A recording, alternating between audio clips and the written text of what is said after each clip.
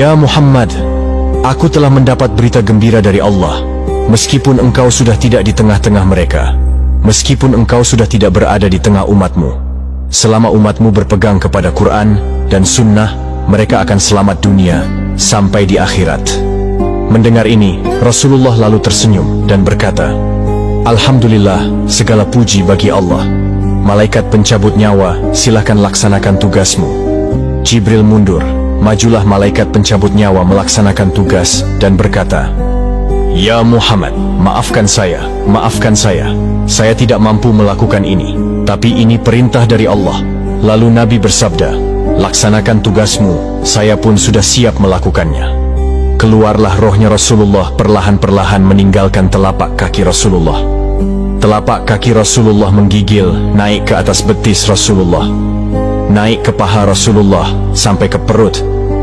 Bercucuran keringat Rasulullah, keluar keringat Rasulullah di wajah Rasulullah. Malaikat Jibril lalu berpaling.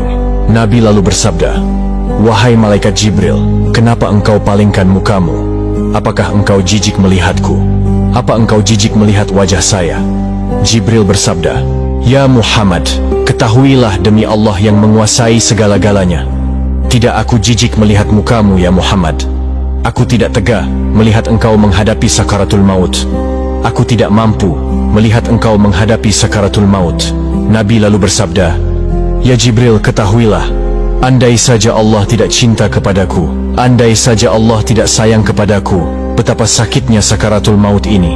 Tapi aku mohon kepada Allah, Ya Allah, jangan engkau timpahkan sakitnya sakaratul maut ini kepada umatku. Bebankan seluruh sakitnya sakaratul maut ini, bebankan seluruh sakitnya sakaratul maut ini hanya kepadaku. Jangan engkau berikan kepada umatku, Ya Allah. Begitulah cintanya Rasulullah kepada kita. Perlahan-lahan sampai ke tenggorokan. Sampai ke tenggorokan ruh Rasulullah, habis menggigil seluruh badan Rasulullah, ditinggal rohnya. Lalu di penghujung bibir, beliau mengucapkan, Pelihara solat kalian, pelihara solat kalian, pelihara solat kalian.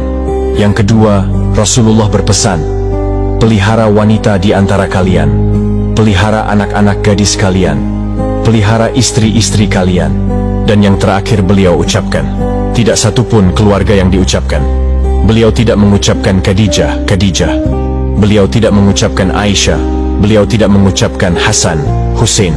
Siapa yang diucapkan Rasulullah? Ummati, ummati, ummati. Berangkat Rasulullah untuk selama-lamanya. Hebohlah Mekah, berduka seluruh kota Mekah. Abu Bakar menggigil, sahabat yang lain meneteskan air mata.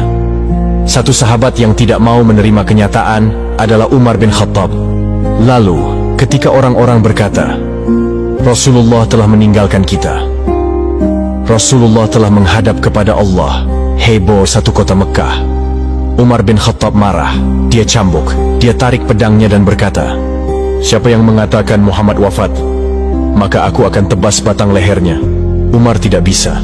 Umar tidak mampu menerima kenyataan bahwa Rasulullah berpisah dengannya. Dan Umar mengamuk, siapa yang mengatakan Muhammad mati, dia akan tebas batang leher mereka.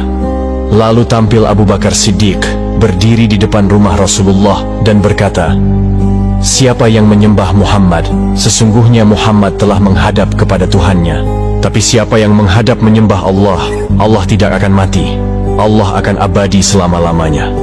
Mendengar ini, lulai seluruh badan Umar, jatuh sempoyongan, tidak mampu berdiri. Begitu menyadari Rasulullah telah meninggalkannya, begitulah para sahabat yang mencintai Rasulullah. Itulah kisah detik-detik wafatnya Rasulullah. Bagaimana cintanya Rasulullah kepada kita umatnya? Apakah sebanding dengan kita mencintai Rasulullah? Coba tanyakan hati kita sendiri. Semoga kisah ini bisa kita belajar untuk memperbaiki diri yang lebih baik. Mari perbanyak sholawat kepada baginda Rasulullah Shallallahu Alaihi Wasallam, dan kita bisa mendapatkan syafaatnya. Amin ya Rabbal Alamin.